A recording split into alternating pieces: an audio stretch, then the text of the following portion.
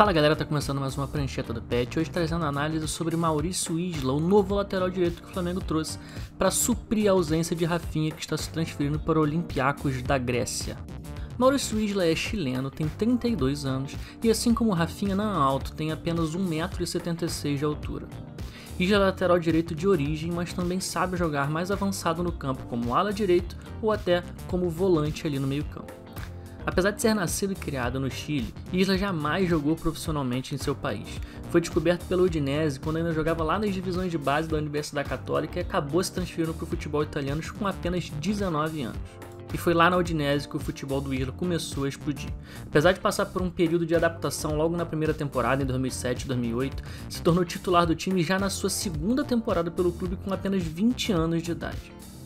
E daí pra frente foi só sucesso, fez parte de uma geração muito importante do Udinese junto a nomes como Alexis Sanchez, Handanovic e o ídolo histórico bianconeri Di Natale.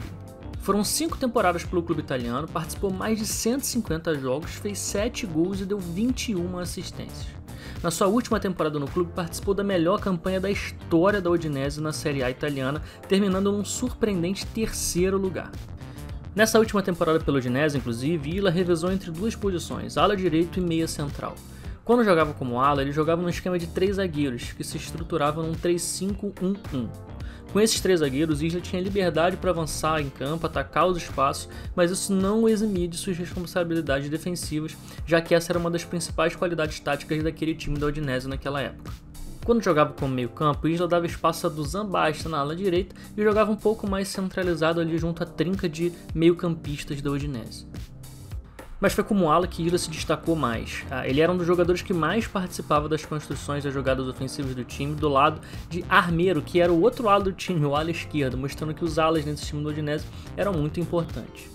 Ele terminou essa temporada como o segundo do elenco que mais trocava passos por partida, ou seja, participava muito do jogo, com uma média de mais de 50 passos por partida, e foi o 3º com a melhor média de passe-chave. Passe-chave é aquele passe que quebra a linha, que acaba virando uma assistência para um companheiro, terminando com 1,8 passe-chave por partida de média. Com as boas atuações pelo Udinese, Isla acabou chamando a atenção de Antônio Conte, que na época estava na sua segunda temporada à frente da gigante italiana Juventus. A Juve pagou um valor de 14 milhões de euros para tirar o chileno da equipe de Udine. E apesar de chegar com bastante expectativa, na Juventus Isla nunca se firmou. Nas 2 primeiras temporadas fez 48 partidas pela equipe italiana e apenas 31 como titular.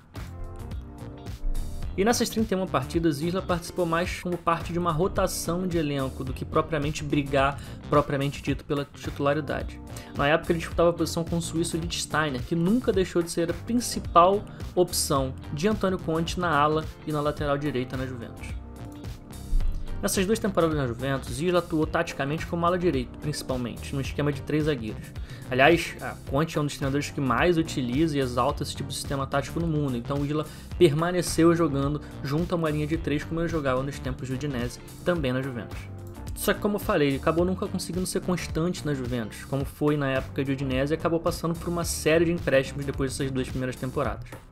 Primeiro ele foi se aventurar lá na Premier League pelo Queen's Park Rangers, depois ele foi para a Ligue 1 francesa, lá pelo Olympique de Marseille, e por último voltou à Série A italiana, só que agora para jogar pelo Cagliari.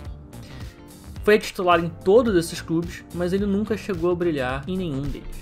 No Queen's Park Rangers, o Isla começou jogando como lateral direito num 4-4-2 padrão, numa linha defensiva de 4 defensores naquele padrão inglês bem certinho, onde o lateral ele acaba tendo que ser muito mais defensor e tendo muito menos liberdade ofensiva. Só que ele acabou sofrendo muitas críticas à sua capacidade defensiva jogando como lateral nessa linha de 4 defensores no padrão inglês.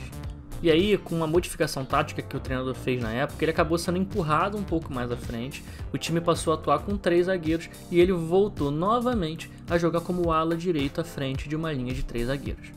Nos tempos de Olympique de Marseille, ele também jogou como lateral direito numa linha de 4 defensores, só que ele revezou bastante e jogou também como volante no 4-2-3-1 que a equipe francesa usava de vez em quando. Repara aqui nesse mapa de calor, por exemplo, como no Marseille, ele revezou bastante entre essas 2 posições e o mapa de calor dele está bem espalhado tanto no corredor direito como também centralizado no meio de campo. No Cagliari, o Isla manteve a mesma pegada dos tempos de Marseille, fazendo tanto a lateral direito como um volante numa trinca de meio de campo, já na equipe agora italiana. Só que no Cagliari esse revezamento foi um pouco menor. Se a gente reparar aqui, por exemplo, o mapa de calor da temporada que ele teve no Cagliari, a gente vê que o chileno ele atuou majoritariamente como lateral direito, tendo poucas atuações em outros setores do campo aqui, principalmente no meio de campo. Bom, esse empréstimo para o Cagliari foi o último dele enquanto ele ainda tinha contrato com a Juventus e coincidiu com o final desse seu contrato com a Juve. E quem se interessou pelo futebol do lateral foi o Fenerbahçe da Turquia, clube em que Isla ficou por 3 temporadas. No clube turco, o Isla jogou o tempo todo como lateral direito numa formação tática de um 4-2-3-1. A gente repara, por exemplo, aqui nos mapas de calor das 3 temporadas dele no Fenerbahçe e vê que ele atuou majoritariamente pela ala direita todas as temporadas lá da Super League turca. E é bom ressaltar também que nessas 3 temporadas em que ele jogou na Turquia, ele foi titular o tempo todo, disputou 91 jogos e fez 13 assistências. Mas a principal camisa que Isla defendeu foi mesmo a da seleção chilena. Ele teve a sua primeira convocação para a seleção principal ainda lá em 2007, nos tempos de Udinese. Isla é o lateral direito titular de La Roja há mais de uma década e foi peça fundamental naquela seleção bicampeã da Copa América em 2015 e 2016. Ao longo dessa trajetória com a seleção, ele fez 4 gols, deu 14 assistências e permanece sendo titular da seleção até hoje, seleção essa que no momento é dirigida por Reinaldo Rueda. Ele é inclusive o 6º jogador com mais jogos pela seleção chilena na história. O primeiro a convocar e lembrar de Isla foi Marcelo Bielsa, então treinador da seleção chilena em 2007. Na Copa de 2010, principal competição que o Bielsa disputou comandando a seleção chilena, Isla variou entre essas duas posições.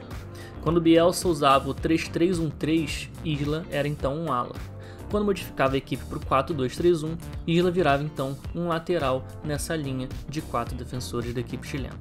Nesse time de Bielsa, Isla aprendeu a fazer a marcação-pressão alta e constante e era responsável por dar amplitude máxima aqui no corredor direito do campo, visando alargar a defesa adversária e ajudando a construir as jogadas ofensivas com triangulações e tabelas.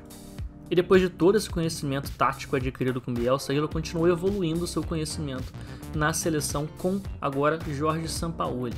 Com Sampaoli ele jogou em diversas formações táticas, aquele típico Sampaoli que a gente já está conhecendo aqui nesses tempos de Brasil. Jogou no 3-4-1-2, 4-3-1-2, 3-5-2 e até num 3-2-3-2. Com o treinador argentino, Isla e a seleção chilena evoluíram ainda mais taticamente. A pressão alta e agressiva se solidificou cada vez mais.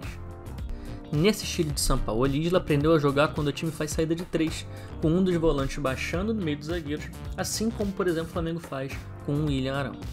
Pela seleção, então, Isla aprendeu a ser um lateral muito mais associativo do que carregador de bola, ou seja, um lateral que gosta de jogar trocando passes e fazendo tabelas, não colocando a bola no pé e progredindo com a bola em campo sem tocar para ninguém. A ideia dele na seleção chilena era justamente se aproximar dos companheiros, criar triângulos com os meias e com os atacantes, gerando linhas de passe e tabelando e atacando os espaços que ia gerando de acordo com que a bola ia se movimentando em campo. Com essas tabelas, ele acabava conseguindo se desmarcar do marcador e atacava o espaço com muita intensidade, com muita agressividade, buscando sempre a linha de fundo ou, quando a jogada se sair pelo lado esquerdo, buscando fechar a diagonal para dentro da área e se tornar mais um elemento de finalização. Bom, agora então de forma mais resumida, quais são os pontos positivos do lateral direito? Primeiro, ele é um jogador versátil, que apesar de ter vindo para suprir a ausência de Rafinha na lateral direita, pode eventualmente jogar até como meio campista.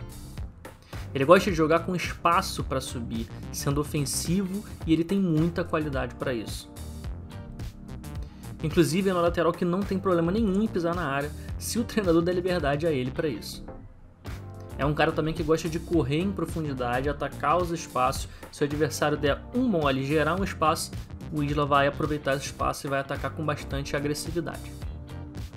Bom, além disso, ele também tem muito bom condicionamento físico, o que permite que ele seja bastante efetivo em ajudar na marcação-pressão, atacar os espaços no corredor com agressividade e também retornar fechando a linha defensiva em possíveis contra-ataques. Talvez por ter sido treinado por grandes treinadores como Bielsa, Sampaoli, Antônio Conte, é um jogador com muita inteligência tática que conhece diferentes tipos de estruturas táticas.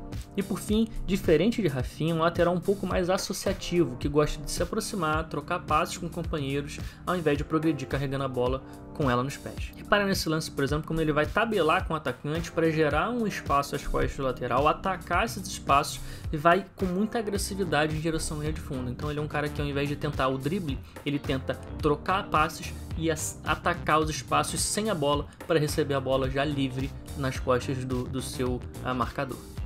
Bom, já pelo lado negativo tem a dificuldade que ele apresentou, principalmente lá nos tempos de Queen's Park Rangers, na leitura defensiva jogando numa linha de 4.